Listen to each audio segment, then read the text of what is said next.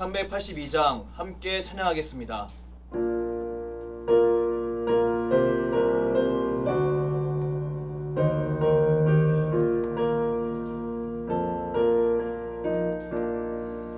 너 근심 걱정 말아라.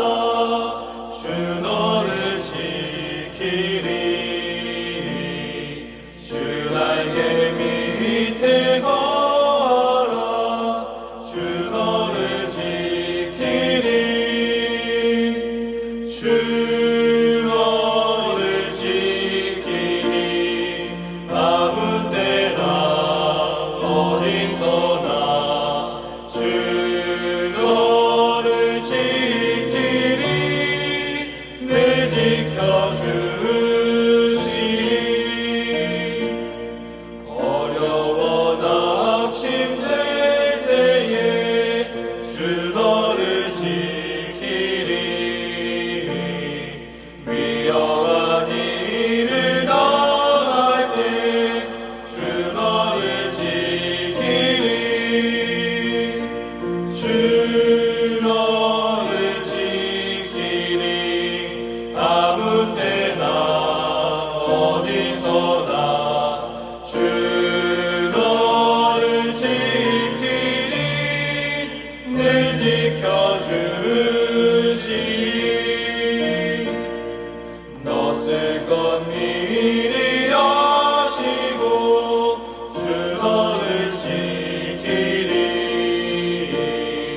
구하는 것을 주시며 주 너를 지키리.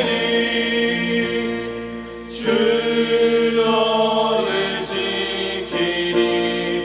아무 때나 어디서나 주 너를 지키리. 늘 지켜주시리. 어려운 시험 당해도 주 너를 지키리. 구주의 품에 거하라. 주 너를 지키리. 주 너를 지키리. 아무 때나 어디서나 주 너를 지키리. 늘 지켜주시리.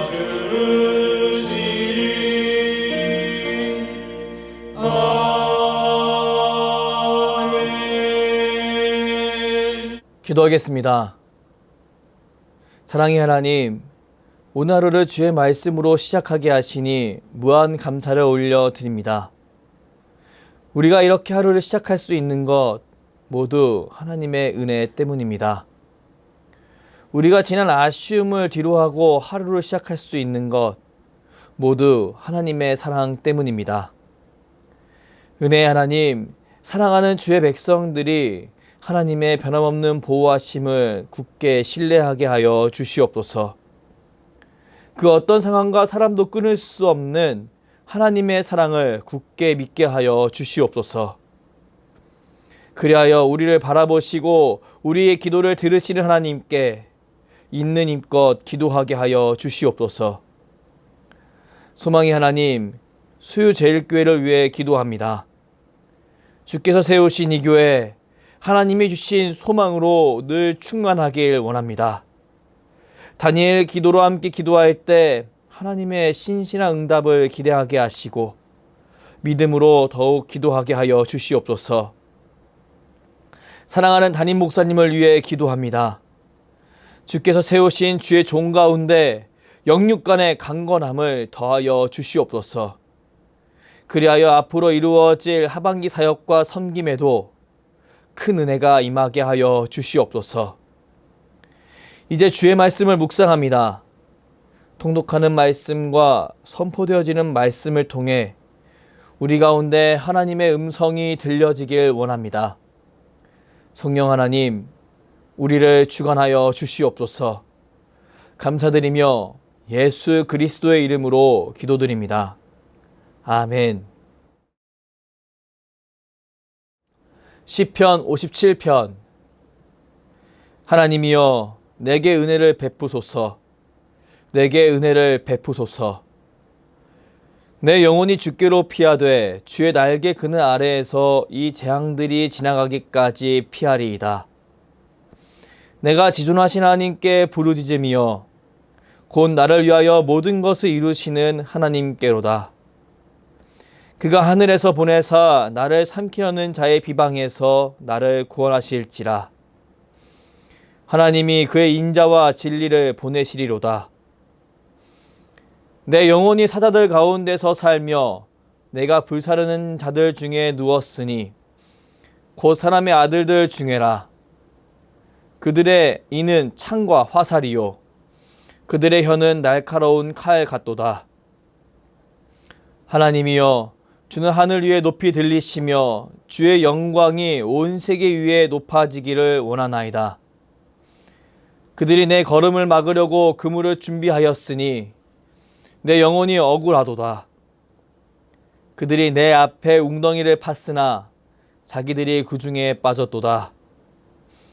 하나님이여, 내 마음이 확정되었고 내 마음이 확정되었사오니 내가 노래하고 내가 찬송하리이다. 내 영광아 깰지어다. 비파야 수금아 깰지어다. 내가 새벽을 깨우리로다. 주여, 내가 만민 중에서 주께 감사하오며 문나라 중에서 주를 찬송하리이다. 무릇 주의 인자는 커서 하늘에 미치고 주의 진리는 궁창에 이르나이다. 하나님이여, 주는 하늘 위에 높이 들리시며 주의 영광이 온 세계 위에 높아지기를 원하나이다. 아멘. 시편 57편 중 1절부터 3절까지의 말씀을 중심으로 주의 날개 아래로 피하는 삶이란 제목으로 하나님 말씀을 선포하겠습니다. 사람에게 위기가 찾아왔을 때 사람이 해야 할 가장 최고의 행동은 무엇일까요? 그것은 주님의 날개 아래로 피하는 것입니다. 오늘 시편 기자는 1절에서 분명히 이야기합니다. 내 영혼이 주께로 피하되 주의 날개 그늘 아래에서 이 재앙들이 지나기까지 피하리이다. 지금 시편 기자는 위기 상황 속에 놓여져 있습니다. 시편 57편의 표제어를 보면 다윗이 사울을 피해 굴에 있던 때라는 설명이 붙어 있습니다. 이 설명은 이 시편이 그냥 평안한 상황 속에서 쓰여지지 않았음을 분명히 보여줍니다.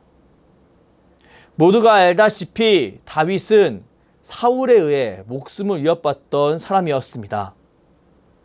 이런 그가 사울을 피해 집도 아닌 요새도 아닌 굴에 숨어 있었습니다. 이것은 그에게 사울을 대적할 만한 여력이 전혀 없었음을 드러냅니다.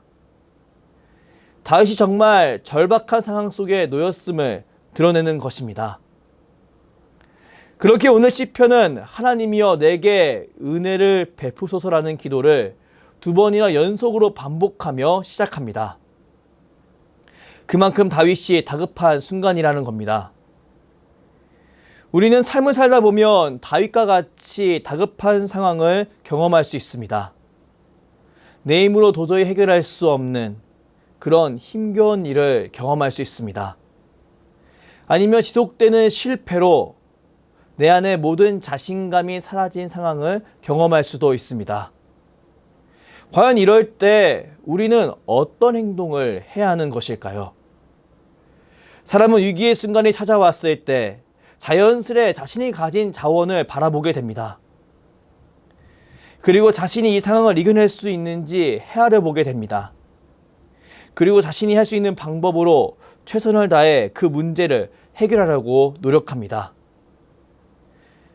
그런데요, 그 문제가 내 앞에 찾아온 그 문제가 내가 가진 자원으로 결코 해결할 수 없다고 느껴졌을 때 과연 그의 내면에는 어떤 감정이 피어오르게 될까요? 과연 그럴 때 우리는 어떤 행동을 해야 하는 것일까요? 해 아래에 있는 사람들은 모두 한계를 지닐 수밖에 없습니다. 그렇기에 자신의 능력으로 해결하기 어려워 보이는 그런 문제들도 맞닥뜨릴 수 있습니다. 그리고 그 앞에서 극도의 절망감, 그리고 그 절망감을 넘어선 허무함마저도 느낄 수 있습니다. 그리고 그 허무함 때문에 무기력한 삶을 선택하거나 회피하는 삶도 선택할 수 있습니다. 참으로 안타까운 모습입니다. 하지만 이 모습은 해 아래에 있는 죄인이라는 한계를 가진 사람들의 인생사 속에서 종종 발견할 수 있는 모습입니다. 전도서 2장 17절 말씀을 읽어보겠습니다. 이러므로 내가 사는 것을 미워하였노니 이는 해 아래에서 하는 일이 내게 괴로움이요 모두 다 헛되어 바람을 잡으려는 것이기 때문이로다. 아무리 위대한 사람이라 할지라도, 아무리 많은 자원을 가진 사람이라 할지라도 사람이 가진 자원에는 한계가 있기 마련입니다. 그렇기에 해 아래에 있는 모든 사람은 자신이 가진 자원 끝에 있는 죽음이라는 절망을 맛볼 수밖에 없습니다. 그렇게 이런 한계 아래에 있는 사람은 자신에게 찾아온 위기의 순간에 참 지혜가 필요합니다.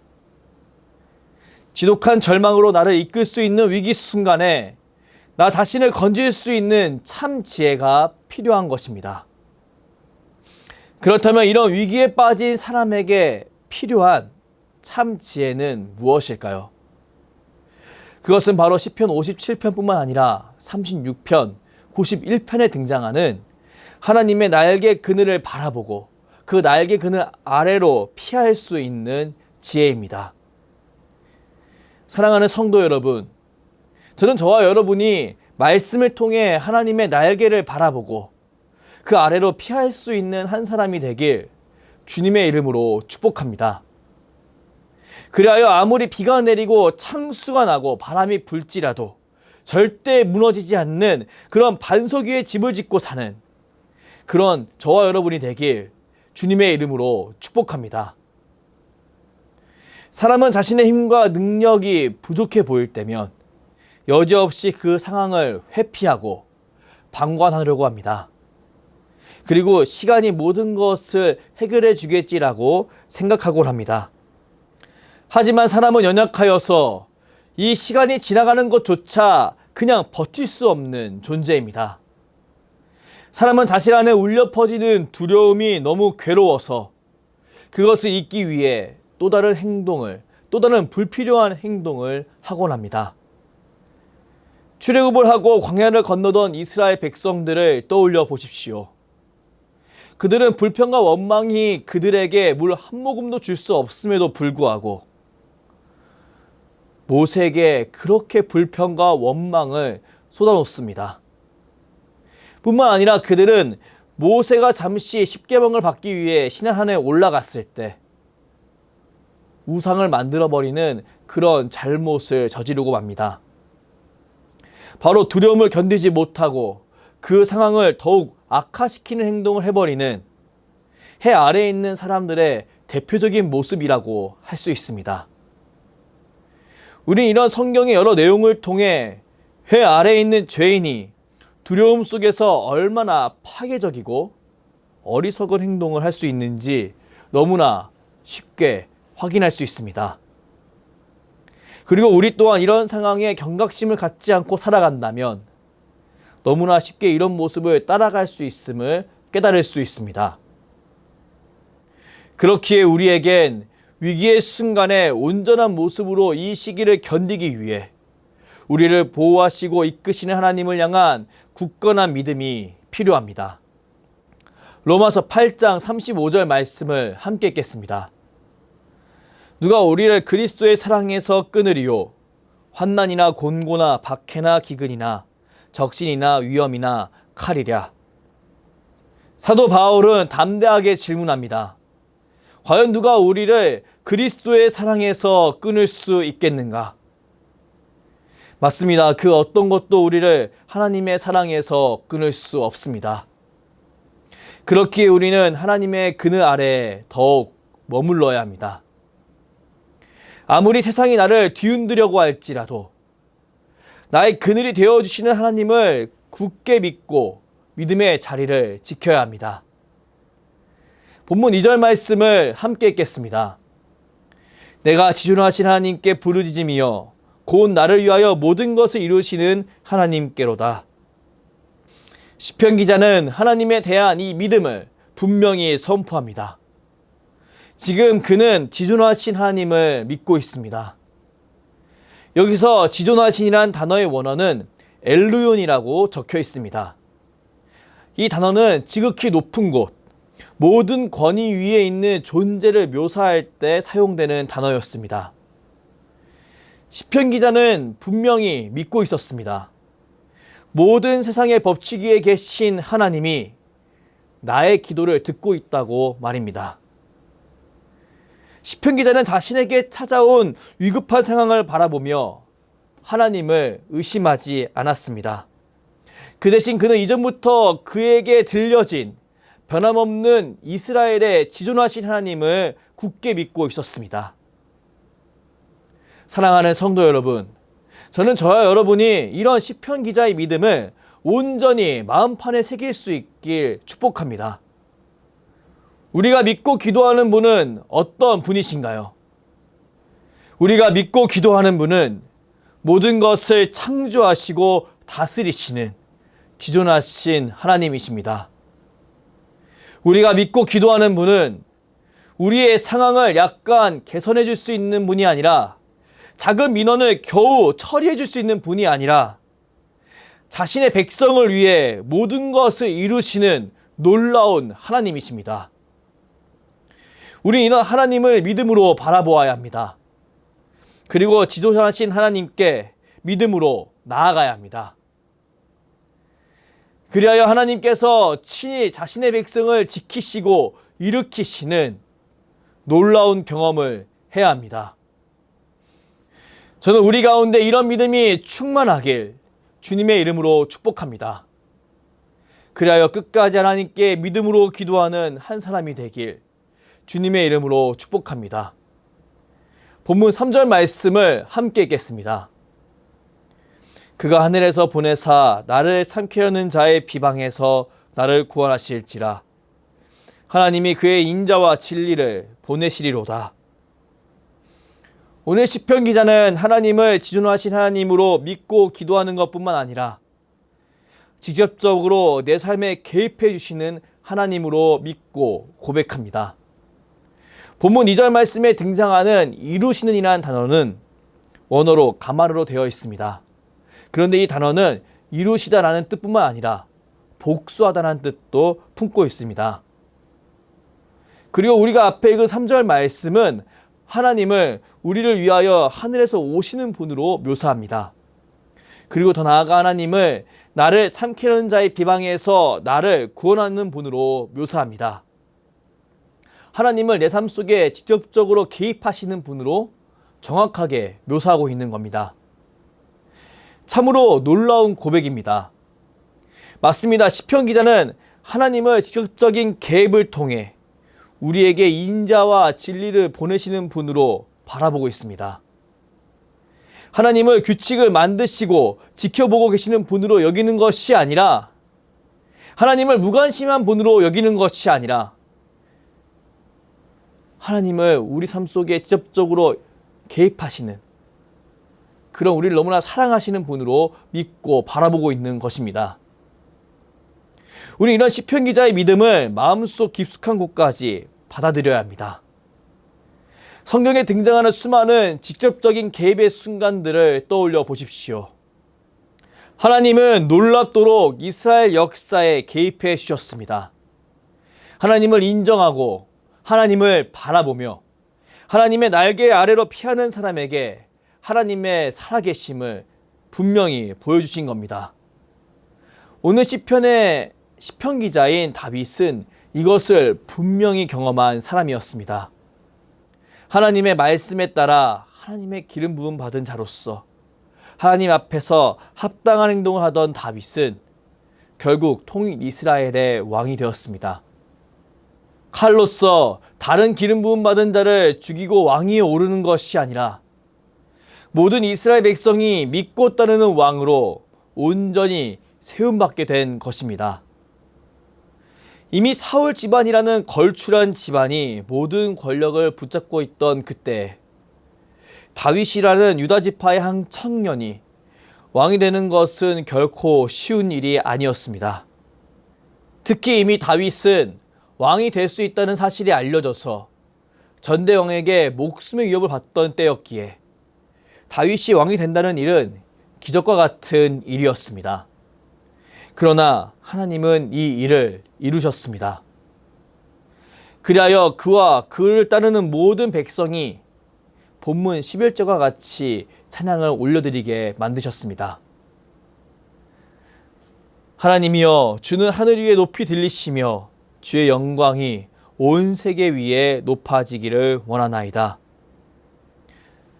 저는 하나님께서 우리를 주의 날개 그늘 아래로 피하게 하심으로 우리를 원수의 공격으로부터 피하게 하시고 이 상황을 견디고 버티게 하실 줄 굳게 믿습니다. 그리하여 우리가 승리를 경험하게 하시고 하나님께 찬송 올려드리게 만드실 줄 굳게 믿습니다. 사랑하는 성도 여러분, 저는 우리 모두가 우리의 보호막이 되어주시는 지존하신 하나님을 굳게 신뢰할 수 있게 주님의 이름으로 축복합니다.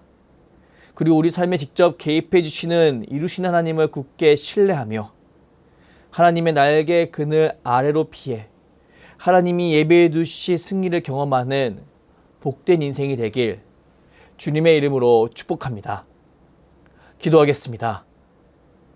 사랑의 하나님, 오늘 다윗의 신앙 고백을 통해 주님의 날개 그늘 아래로 피하는 삶이 얼마나 복된 삶인지 묵상하게 하시니 무한 감사를 올려드립니다. 우리는 하나님의 날개 아래에 피할 때 원수의 공격에서 벗어나고 끝내 승리를 경험하게 될 줄 믿습니다.